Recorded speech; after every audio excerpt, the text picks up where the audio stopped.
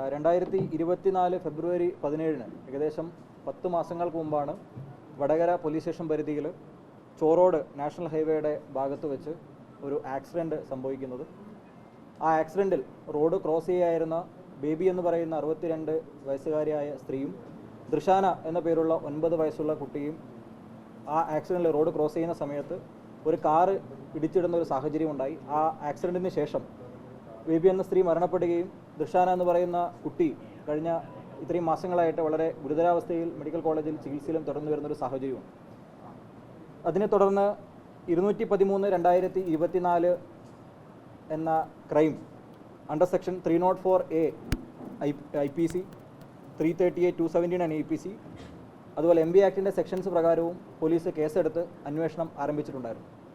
പക്ഷേ ഈ കേസിൻ്റെ ഏറ്റവും പ്രധാനപ്പെട്ട ഒരു ചലഞ്ച് പോലീസിനെ സംബന്ധിച്ചിടത്തോളം ഉണ്ടായിരുന്നത്, ഈ അപകടം നടന്നത് ഏകദേശം രാത്രി 9 മണിയോടുകൂടിയാണ് ഈ ഒരു അപകടം നടന്നത്. ഈ സംഭവവുമായി ബന്ധപ്പെട്ട് സാക്ഷികൾക്കൊന്നും തന്നെ ഈ വാഹനത്തിൻ്റെ നമ്പർ കൃത്യമായി പറയാനോ അല്ലെങ്കിൽ ഈ സംഭവ സ്ഥലത്ത് നിന്ന് ഈ സംഭവവുമായി ബന്ധപ്പെട്ട ദൃശ്യങ്ങളൊന്നും തന്നെ നമുക്ക് ലഭ്യമായിരുന്നില്ല. നാഷണൽ ഹൈവേയുടെയൊക്കെ വർക്ക് നടക്കുന്നൊരു സാഹചര്യം ആയതുകൊണ്ട് തന്നെ ഹൈവേയിൽ പ്രധാനമായിട്ടും ക്യാമറകളില്ലാത്ത ഒരു പ്രതിസന്ധി കൂടി ഈ അന്വേഷണത്തിൻ്റെ ഭാഗമായി നമ്മുടെ മുമ്പിലുണ്ടായിരുന്നു. ഈ ഒരു സാഹചര്യത്തിലാണ് ഒരു സ്പെഷ്യൽ ഇൻവെസ്റ്റിഗേഷൻ ടീമിനെ, ജില്ലാ ക്രൈംബ്രാഞ്ചിൻ്റെ നേതൃത്വത്തിൽ ഒരു സ്പെഷ്യൽ ഇൻവെസ്റ്റിഗേഷൻ ടീമിനെ നമ്മൾ ഫോം ചെയ്തത്. ആ സ്പെഷ്യൽ ഇൻവെസ്റ്റിഗേഷൻ ടീമാണ് കഴിഞ്ഞ മാസങ്ങളിലൊക്കെയും ഈ കേസുമായി ബന്ധപ്പെട്ടിട്ടുള്ള നിരന്തരമായിട്ടുള്ള പരിശോധനകൾ, നമുക്ക് സാധ്യമായിട്ടുള്ള എല്ലാ തെളിവുകളെയും കേന്ദ്രീകരിച്ചുകൊണ്ട് അന്വേഷണമൊക്കെ നടത്തിയത് ഈ ഒരു സ്പെഷ്യൽ ഇൻവെസ്റ്റിഗേഷൻ ടീമാണ്. ഈ അന്വേഷണത്തിൻ്റെ ഉദ്യോഗസ്ഥനായിരുന്നത് ബെന്നി DYSP DCB. ഈ അന്വേഷണത്തിൻ്റെ സ്ക്വാഡ് മെമ്പേഴ്സായി SI Kunhibava P, Shri ASI Suresh Babu KP, SCPOമാരായ Santhosh GL, Bijesh KB, Shinil K, Bineesh TH തുടങ്ങിയ പോലീസ് ഉദ്യോഗസ്ഥരുടെ ഒരു സ്പെഷ്യൽ സ്ക്വാഡ് തന്നെ ഈ ഒരു അന്വേഷണവുമായി ബന്ധപ്പെട്ട് പിന്നീട് മുന്നോട്ട് പോകുന്ന ഒരു സാഹചര്യമുണ്ടായി.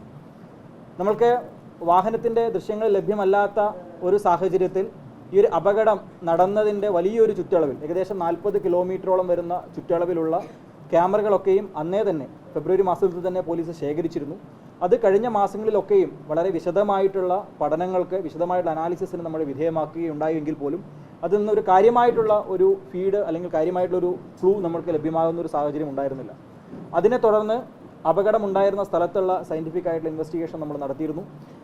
അതിനെ തുടർന്ന് കാസർഗോഡ്, കണ്ണൂർ, വയനാട്, മലപ്പുറം, കോഴിക്കോട് ജില്ലകളിലെ സ്പെയർ പാർട്സ് കടകൾ, മെക്കാനിക്കൽ വർക്ക്ഷോപ്പുകൾ തുടങ്ങിയ അപകടം നടന്നതിന് ശേഷം ഒരു വാഹനം പോകാൻ സാധ്യതയുള്ള സ്ഥലങ്ങളെല്ലാം കേന്ദ്രീകരിച്ചുകൊണ്ട് അവിടെയൊക്കെ ഫിസിക്കലായി പോയിട്ടുള്ള വെരിഫിക്കേഷൻ പോലീസിൻ്റെ ഭാഗത്തുനിന്നുണ്ടായി.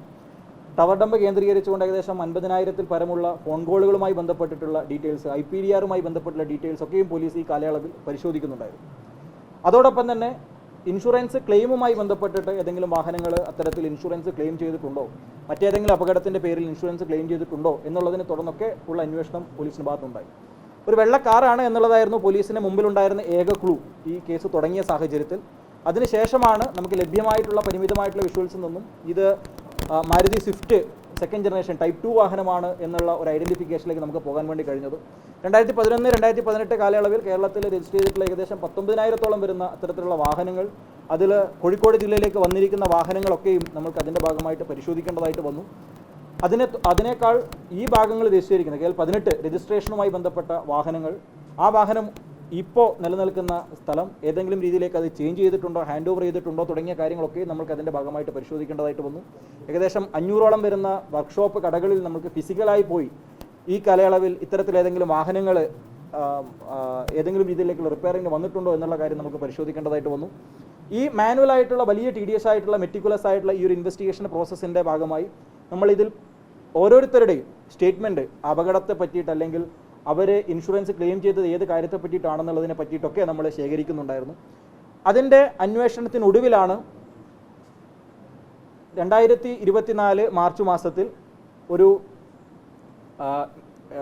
എൻക്വയറി, ഒരു ഇൻഷുറൻസുമായി ബന്ധപ്പെട്ട ഒരു ക്ലെയിം, ഒരു മതിലിന് ഇടിച്ച് അപകടം പറ്റി എന്ന രീതിയിലേക്ക് ഒരു ക്ലെയിം ഒരു മാരുതി സ്വിഫ്റ്റ് കാർ എടുത്തതായിട്ട് നമ്മൾ കണ്ടെത്തുകയും അതിനെ തുടർന്ന് അതിനെ പ്രത്യേകമായിട്ട് കേന്ദ്രീകരിച്ചുകൊണ്ടുള്ള ഒരു അന്വേഷണം നമ്മുടെ ഭാഗത്തു നിന്നുണ്ടായി. അതിനെ തുടർന്നാണ് ഈ ഒരു അപകടം നടന്ന സ്വാഭാവികമായിട്ടും വണ്ടിക്കുണ്ടാകുന്ന ഡാമേജ്, അത്തരത്തിലുള്ള വണ്ടിയുടെ പാർട്സുകളെല്ലാം തന്നെ മാറ്റിയതായിട്ട് പോലീസ് മനസ്സിലാക്കുകയും അത് തുടർന്ന് സയൻറ്റിഫിക് ആയിട്ടുള്ള അനാലിസിസിലൂടെ ഇത് ഈ സംഭവവുമായി ബന്ധപ്പെട്ടിട്ടുള്ള സാഹചര്യത്തിൽ അല്ലെങ്കിൽ അതുമായി ബന്ധപ്പെട്ടിട്ട് തത്തുല്യമായിട്ടുള്ള ഒരു മാറ്റമാണ് വണ്ടിക്ക് പിന്നീട് ആൾട്ടറേഷൻ അല്ലെങ്കിൽ വണ്ടിയുടെ പാർട്സ് മാറ്റി വെച്ചിട്ടുള്ളതാണെന്ന് നമ്മൾ മനസ്സിലാക്കുകയും അതിനെ തുടർന്ന് അന്നേ സമയത്ത് ഈ ഒരു വാഹനം ഈ ഒരു സമയത്ത് തലശ്ശേരി ഭാഗത്തേക്ക്, കോഴിക്കോട് നിന്ന് തലശ്ശേരി ഭാഗത്തേക്കുള്ള റോഡിലേക്ക് ആ ഡയറക്ഷനിൽ പോകുന്നുണ്ടായിരുന്നുവെന്നും അതിൽ ആ വണ്ടി അന്നേ ദിവസം ഓടിച്ചിരുന്നത് ഷെജീൽ എന്ന് പറയുന്ന ആ വണ്ടിയുടെ തന്നെ RC ഓണറായിട്ടുള്ള ഷെജീൽ ആണ് ഈ വണ്ടി ഓടിച്ചിരുന്നത് എന്നും അന്ന് വടകരയിൽ നിന്നും തലശ്ശേരിയിലേക്കുള്ള യാത്രയ്ക്കിടെ